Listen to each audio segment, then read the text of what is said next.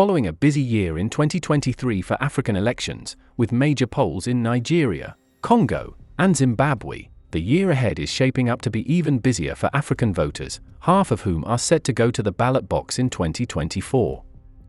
Last year was also marked by cancelled elections, notably by military interventions in Gabon and elsewhere.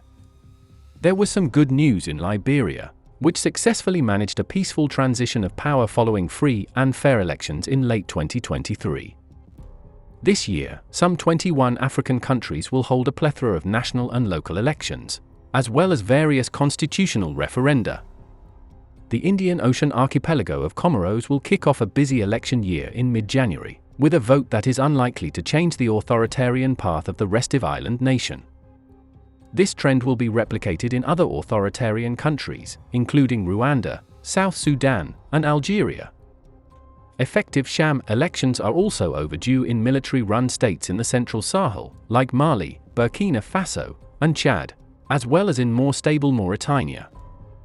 There have, arguably, been 14 successful coups in Africa since 2020, including military interventions in West and Central Africa, as well as a self-coup in Tunisia.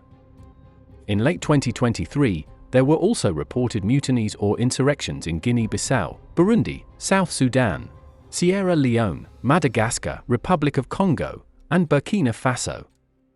This trend indicates that there may be more army coups in 2024, especially in fragile states. More peaceful, free, and transparent votes are anticipated in Botswana, Namibia, and Mauritius, offering little change to the current political status quo.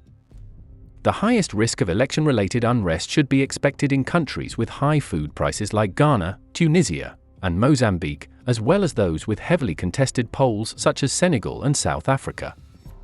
The primary driver of political risk in Africa over the coming year will be the plethora of elections that are due to be held across the continent, with varying levels of legitimacy. But some countries offer viable scenarios for democratic transitions of political power in 2024. South Africa's ruling party is polling below 50% for the first time since 1994, although it is still likely to form the next government after the May ballot, perhaps in an unwieldy coalition with smaller parties. Ghana's incumbent government will need to offer costly shock treatment to the economy and improve the cost of living before elections slated for the end of the year, or risk losing to the opposition.